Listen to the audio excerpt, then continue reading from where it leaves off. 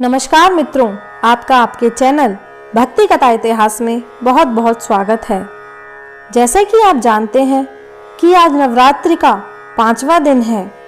आज के दिन माँ स्कंद माता की उपासना की जाती है, जिससे जुड़ा वीडियो आपके इसी चैनल पर हमने अपलोड किया हुआ है, जिसमें हमने आपको माता के अवतरण की कथा, पूजा विधि, मंत्र, आरती आदि की जानकारी दी है। इसका लिंक आपको डिस्क्रिप्शन में तथा एंड स्क्रीन पर मिल जाएगा, तो कृपया एक बार जाकर उनको अवश्य देखें। जैसा कि हमने आपको पहले भी बताया है कि नवरात्रि के किस दिन श्री दुर्गा सप्तशती के किस अध्याय का पठन करना चाहिए, तो आज 5वां नवरात्र है।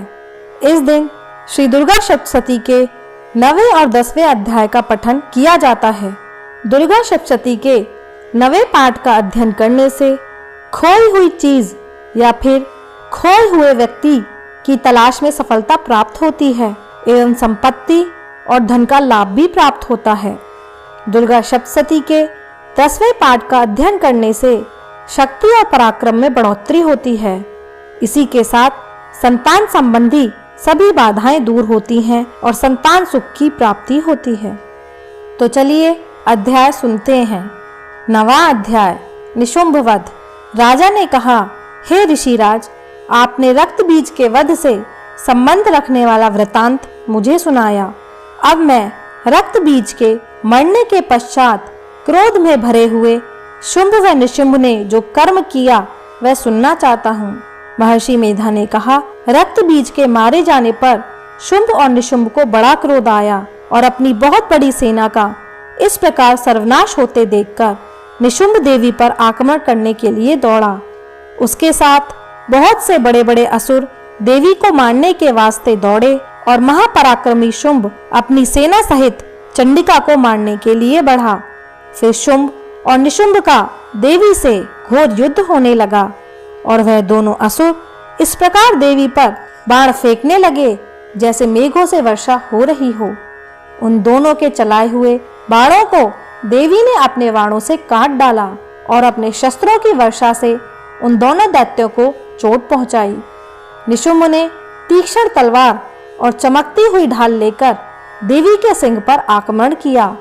अपने वाहन को चोट पहुंची देखकर देवी ने अपने सुरपृष नामक बाण से निशुंभ की तलवार व ढाल दोनों को ही काट डाला। तलवार और ढाल कट जाने पर निशुंभ ने देवी पर शक्ति से प्रहार किया। देवी ने अपने चक्र से उसके 2 टुकड़े कर दिए। फिर क्या था, दैत्य मारे क्रोध के जल भुन गया और उसने देवी को मारने के लिए उसकी ओर शूल फेंका, किंतु देवी ने अपने मुक्के से उसको चूर चूर कर डाला। फिर उसने देवी पर गदा से प्रहार किया। देवी ने त्रिशूल से गधा को भस्म कर डाला। इसके पश्चात वह फरसा हाथ में लेकर देवी की ओर लपका। देवी ने अपने तीखे बाणों से उसे धरती पर सुला दिया। अपने पराक्रमी भाई निशुंभ के इस प्रकार से मरने पर शुंभ क्रोध में भरकर देवी को मारने के लिए दौड़ा। वे रथ में बैठा हुआ उत्तम आयुधों से सुशोभित अपनी 8 बड़ी बड़ी भुजाओं से सारे आकाश को ढके हुए था। शुंभ को आते हुए देखकर देवी ने अपना शंख बजाया और धनुष की टंकोर का भी अत्यंत दुस्सह शब्द किया। साथ ही अपने घंटे के शब्द से, जो कि संपूर्ण दैत्य सेना के तेज को नष्ट करने वाला था, संपूर्ण दिशाओं को व्याप्त कर दिया। इसके पश्चात देवी के सिंह ने भी अपनी दहाड़ से, जिसे सुन बड़े बड़े बलवानों का मद चूर हो जाता था, आकाश, पृथ्वी और 10 दिशाओं को पूरित कर दिया। फिर आकाश में उछलकर काली ने अपने दांतों तथा हाथों को पृथ्वी पर पटका। उसके ऐसा करने से ऐसा शब्द हुआ जिससे कि उसके पहले के सारे शब्द शांत हो गए। इसके पश्चात शिवदूती ने असुरों के लिए भय उत्पन्न करने वाला अट्टहास किया, जिसे सुनकर सब दैत्य थर्रा उठे और शुंभ को बड़ा क्रोध हुआ। फिर अंबिका ने उसे, अरे दुष्ट, खड़ा रह कहा तो आकाश से सभी देवता जय हो बोल उठे। शुंभ ने वहां आकर ज्वालाओं से युक्त एक अत्यंत भयंकर शक्ति छोड़ी, जिसे आते देखकर देवी ने अपनी महोल्का नामक शक्ति से काट डाला। हे राजन, फिर शुंभ के सिंहनाद से तीनों लोक व्याप्त हो गए और उसकी प्रतिध्वनि से ऐसा घोर शब्द हुआ जिसने इससे पहले के शब्दों को जीत लिया। शुंभ के छोड़े बाणों को देवी ने और देवी के छोड़े बाणों को शुंभ ने अपने बाणों से काट सैकड़ों और हजारों टुकड़ों में परिवर्तित कर दिया। इसके पश्चात जब चंडिका ने क्रोध में भर शुंभ को त्रिशूल से मारा तो वह मूर्छित होकर पृथ्वी पर गिर पड़ा। जब उसकी मूर्छा दूर हुई तो वह धनुष लेकर आया और अपने बाणों से उसने देवी काली तथा सिंह को घायल कर दिया। फिर उस राक्षस ने 10,000 भुजाएं धारण करके चक्रादि आयुधों से देवी को आच्छादित कर दिया।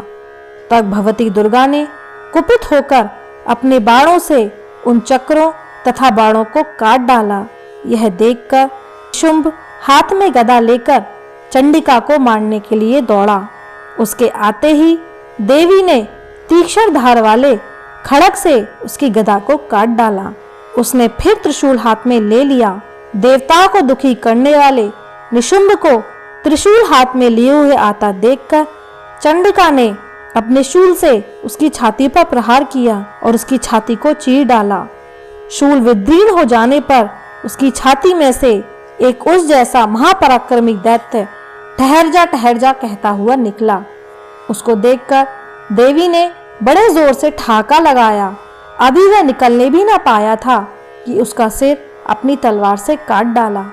सिर के कटने के साथ ही वह पृथ्वी पर गिर पड़ा।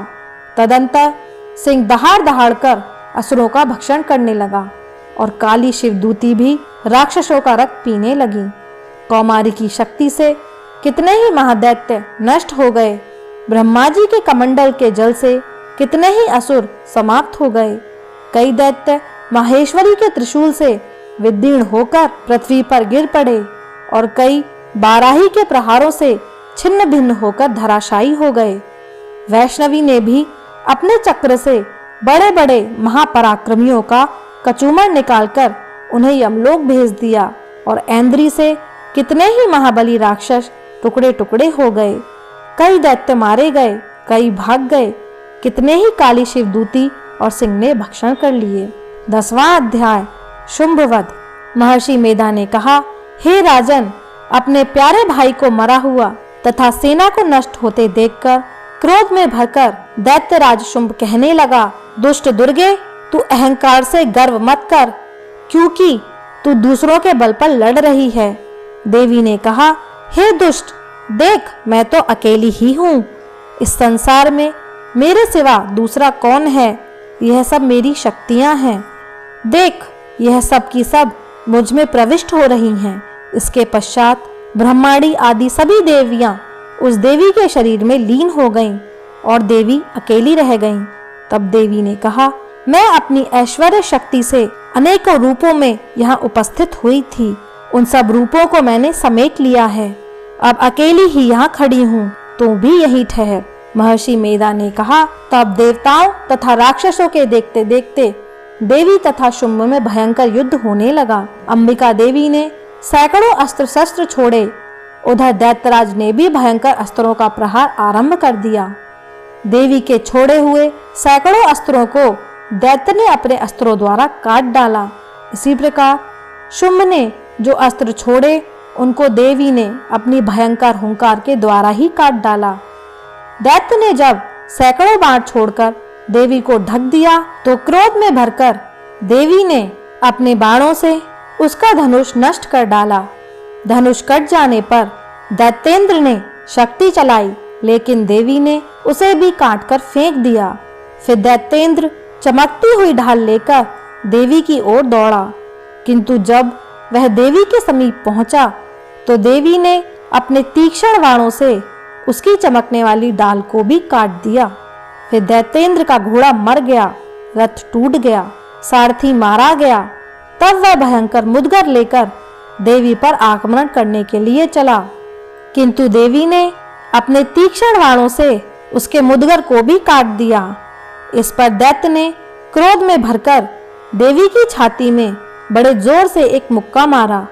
दैत्य ने जब देवी को मुक्का मारा तो देवी ने भी उसकी छाती में एक जोर से थप्पड़ मारा। थप्पड़ खाकर पहले तो दैत्य पृथ्वी पर गिर पड़ा, किंतु तुरंत ही वह उठ खड़ा हुआ। फिर वह देवी को पकड़कर आकाश की ओर उछला और वहां जाकर दोनों में युद्ध होने लगा। वह युद्ध ऋषियों व देवताओं को आश्चर्य में डालने वाला था। देवी आकाश में दैत्य के साथ बहुत देर तक युद्ध करती रहीं। फिर देवी ने उसे आकाश में घुमाकर पृथ्वी पर गिरा दिया। दुष्ट आत्मा दैत्य पुनः उठकर देवी को मारने के लिए दौड़ा। तब उसको अपनी ओर आता हुआ देखकर देवी ने उसकी छाती विदीर्ण करके उसको पृथ्वी पर पटक दिया।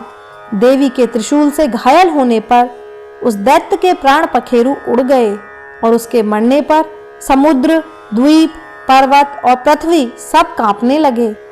तदंतर उस दुष्ट आत्मा के मरने से संपूर्ण जगत प्रसन्न व स्वस्थ हो गया तथा आकाश निर्मल हो गया।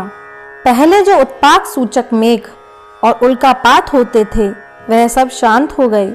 उसके मारे जाने पर नदियां अपने ठीक मार्ग से बहने लगी। संपूर्ण देवताओं का हृदय हर्ष से भर गया और गंधर्वनियां सुंदर गान गाने लगी। गंधर्व बाजे बजाने लगे और अप्सराएं नाचने लगी। पवित्र वायु बहने लगी। सूर्य की कांति स्वच्छ हो गई। यज्ञशालाओं की बुझी हुई अग्नि अपने आप प्रज्वलित हो उठी तथा चारों दिशाओं में शांति फैल गई। तो ये था श्री दुर्गा सप्तशती का 9वां और 10वां अध्याय, जिसमें माता ने किस प्रकार शुंभ और निशुंभ का वध किया यह दर्शाया गया है। नवरात्रि के छठे दिन श्री दुर्गा सप्तशती के 11वें अध्याय का पठन किया जाता है, जिसका वीडियो कल प्रातः आपके इसी चैनल पर उपलब्ध होगा।